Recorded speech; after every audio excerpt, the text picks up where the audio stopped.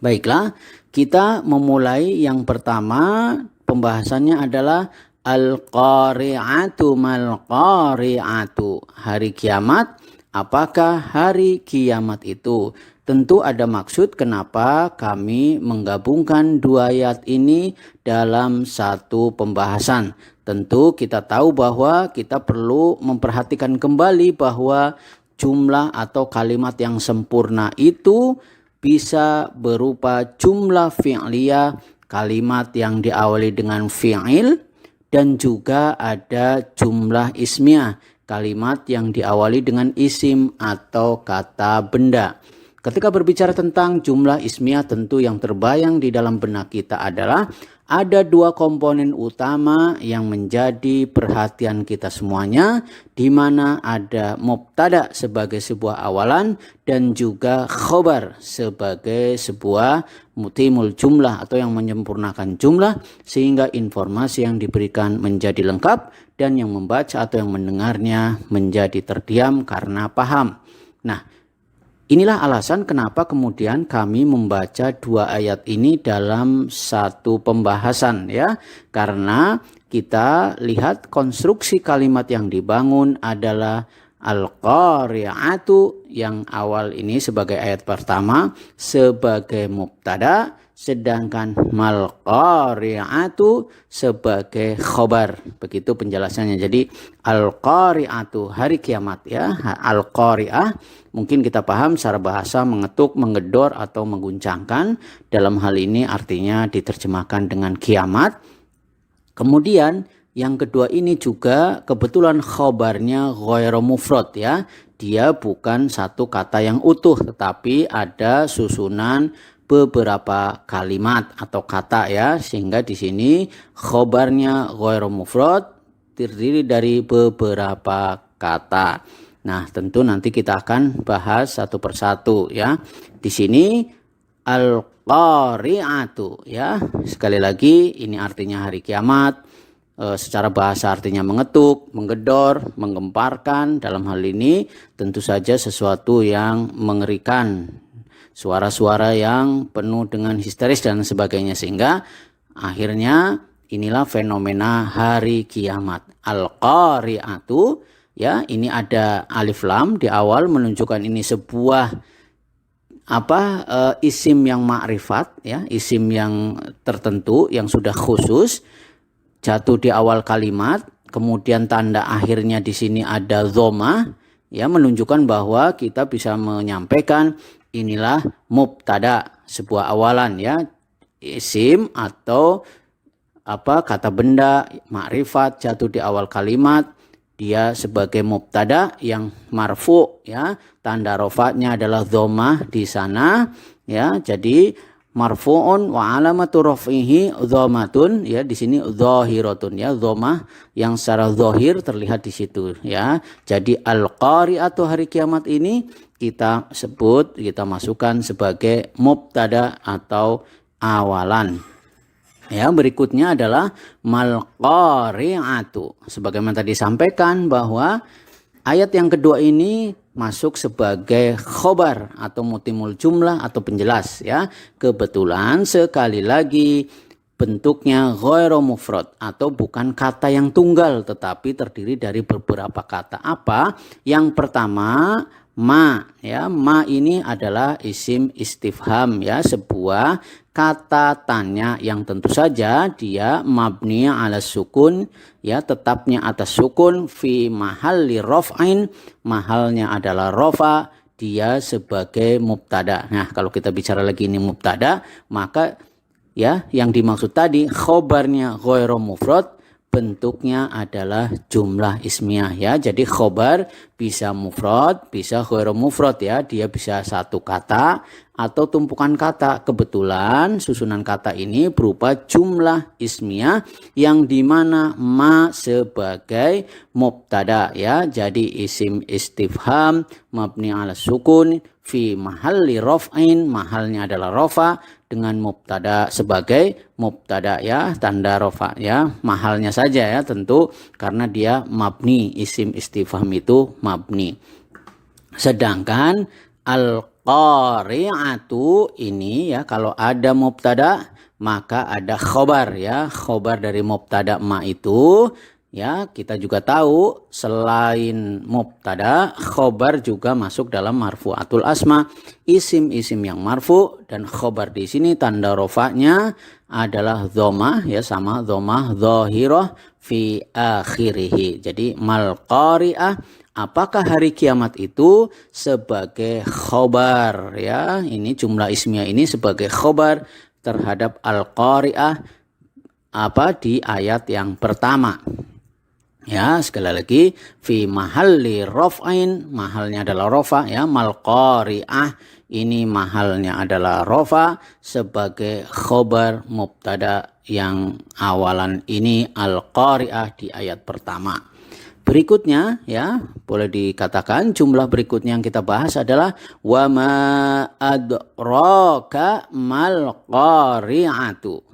Tahukah kamu apakah hari kiamat itu? Ya, di sini juga pembahasannya hampir mirip-mirip ya. Jadi konstruksi kalimat yang dibangun ya, di sini jelas ya, wa ma adraka mal qari'atu ya, konstruksinya sama, bahwa kita sedang berbicara tentang jumlah ismiyah ya. Di sini ada wawu athof ya, maka di sini jumlah ismiyahnya polanya sama seperti sebelumnya, bahwa mubtada ya bentuknya ma ini sebagai isim istifham, sedangkan khobarnya berbentuk jumlah ya, jumlahnya ini jumlah fi'liyah. Jadi mubtadanya mufrad ya, mufrad itu artinya tunggal ya, tunggal ya, susunan katanya maksudnya satu gitu ya. Sedangkan khobarnya ghairu mufrad ya, bukan tunggal. Jadi itu ada adro, ada ka, ada ma, ada al-qari'ah ya, setidaknya ada berapa ini? Ada 4 ya, ada 4. Nah, boleh dikatakan seperti itu, bahkan bisa ya 4 ya di sini. Di sini bentuknya khobarnya sekali lagi berbentuk jumlah fi'liyah ya. Jadi ketika berbicara konstruksi kalimat jumlah ismiyah, jadi terdiri dari mubtada dan khobar. Khobar ya, dalam hal ini berbentuk ghairu mufrad, isinya adalah jumlah fi'liyah. Jadi jumlah fi'liyah ini sebagai khobarnya mubtada dari ma ini ya. Tentu saja ketika berbicara tentang jumlah fi'liyah, maka kita berbicara tentang fi'il fa'il ya. Ini ada adro, tentu bicara fi'il fa'il ya. Ka ini bicara tentang maf'ul bi dalam hal yang pertama, maf'ul bi yang pertama, mal qari'ah sebagai maf'ul bi yang kedua.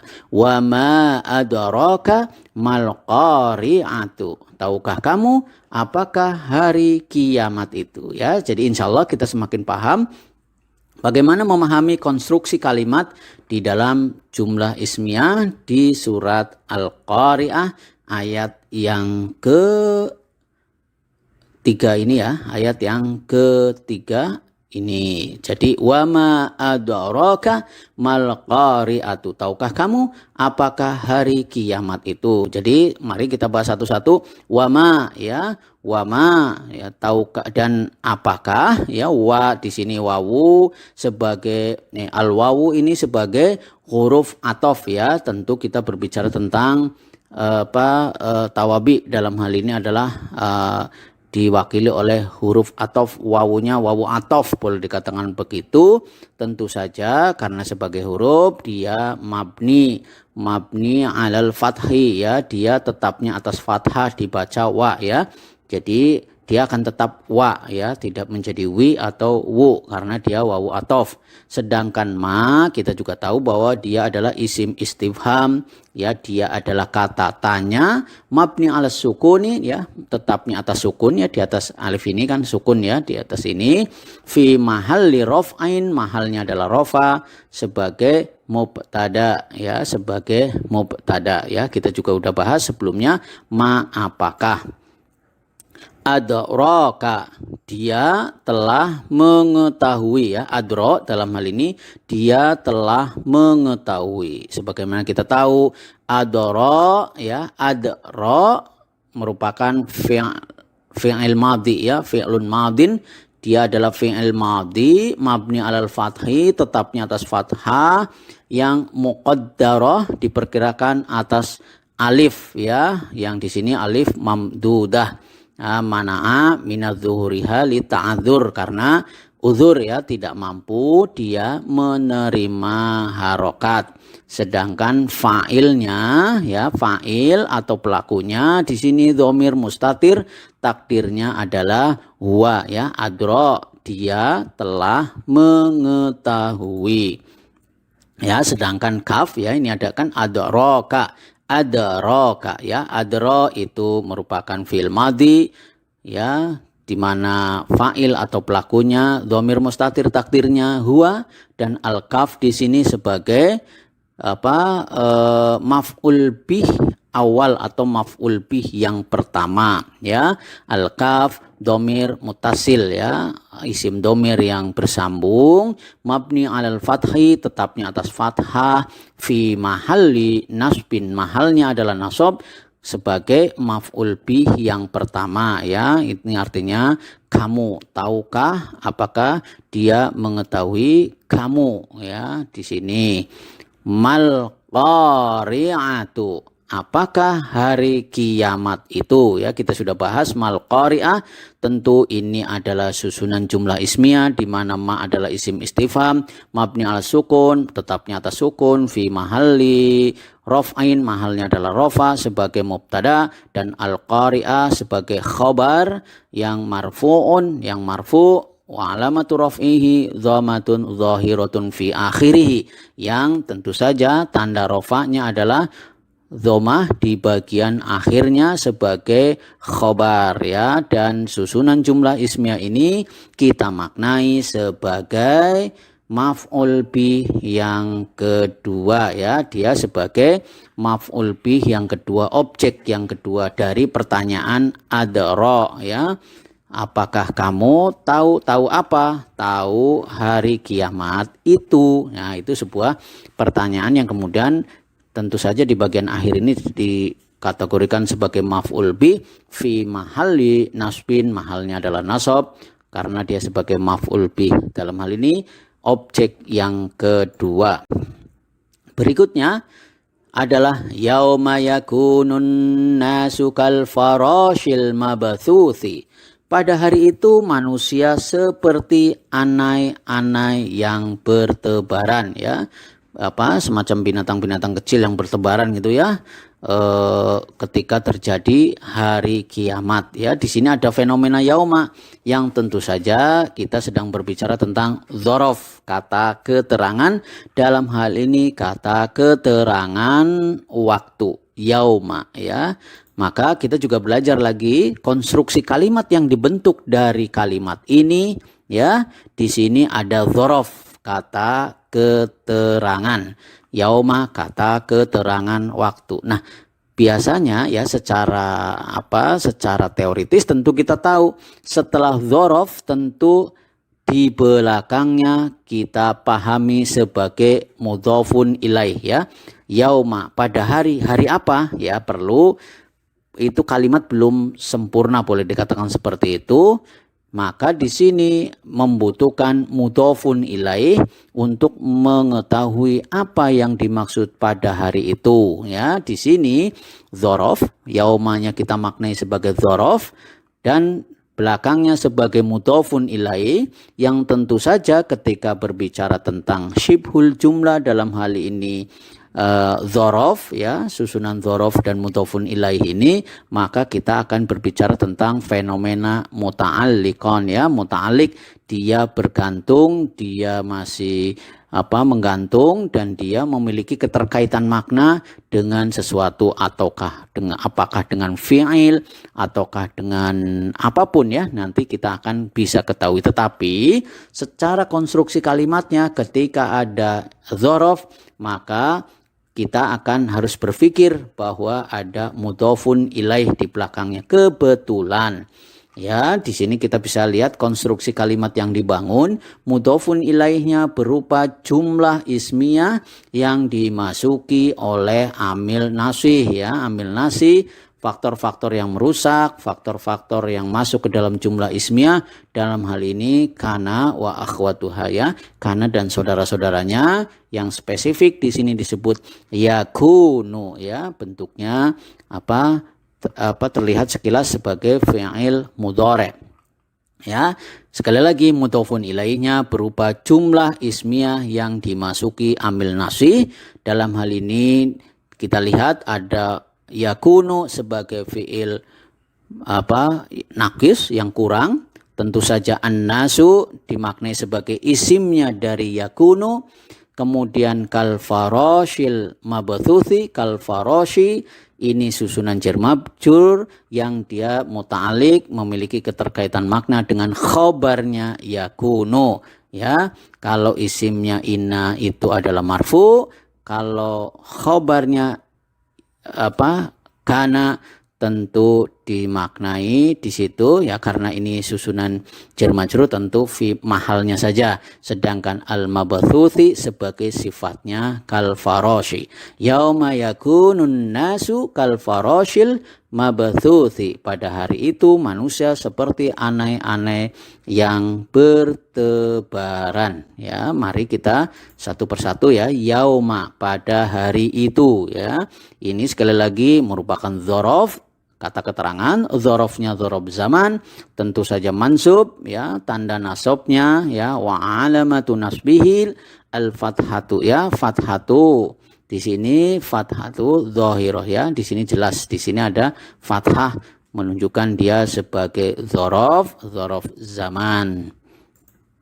Kemudian yakunun nasu, ada manusia ya, ada yakunu kan sejatinya tidak bisa diterjemahkan secara letterleks ya, tetapi boleh dikatakan ada, yang ada dalam hal ini manusia. Yakunu kita paham ini adalah fi'il mudhari ya, fi'il mudhari yang naqis, yang kurang, marfu'un dia rofa, karena di sini alamat atau tanda rofanya adalah dhammah di bagian akhirnya. Sedangkan an-nasu tentu merupakan isimnya yakunu yang marfu ya, karena isimnya kana dalam hal ini yakunu itu masuk dalam marfu'atul asma. Jadi di sini terlihat tanda rofanya adalah dhammah ya, tanda rofanya wa alamatu raf'ihi adz-dhammatun ya, adz-dhammatu ya, di sini dhammah alamat rofanya. Ada manusia ya, kita tadi berbicara sudah ada fi'il mudhari yang nakis itu, ada isimnya yakunu, maka kita sedang berbicara khobarnya yakunu. Di sini terdiri dari syibhul jumlah berupa ada huruf jar dan juga ada isim yang majrur karena didahului oleh huruf jar itu, di mana al-kaf ya, kaf ini artinya seperti ya, kaf itu artinya seperti, huruf tasbih ya, dia adalah dia juga merupakan bisa dimaknai sebagai huruf jar, dan dia sebagai huruf tasbih yang menyerupakan ya, mithlu ya, mithlu menyerupakan ya.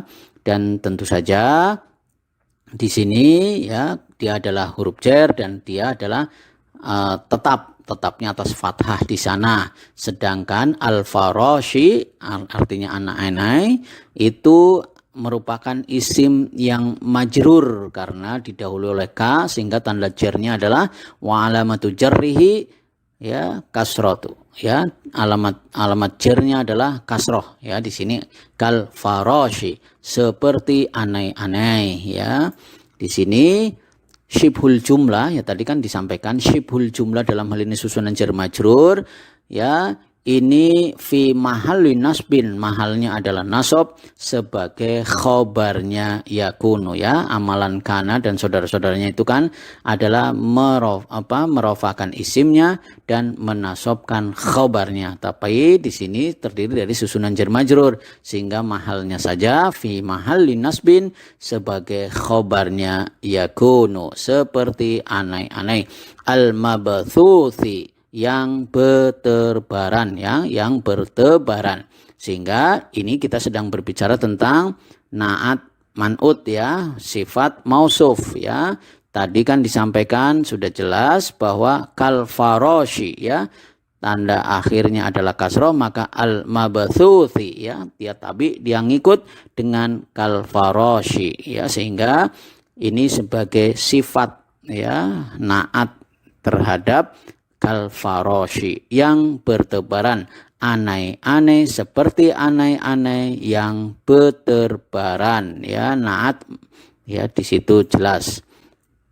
Nah, kalimat yang terakhir yang sedang kita bahas di bagian pertama ini adalah watakunul jibalu kal'ainil manfushi ya.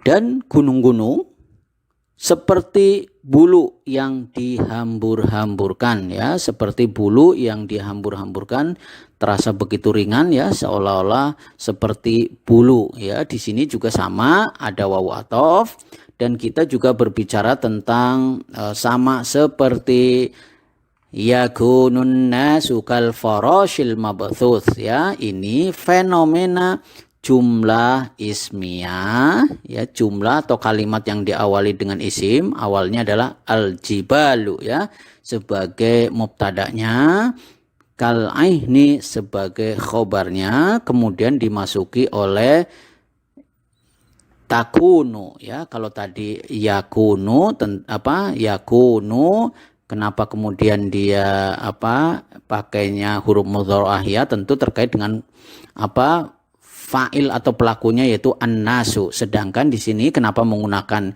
huruf mudharaahnya berupa takunu, karena berkaitan dengan isimnya, atau dalam hal ini ya terkait dengan boleh dikatakan terkait dengan fa'il atau pelakunya ya di situ. Meskipun kita sedang berbicara fi'il nakis, maka berkaitan dengan isimnya.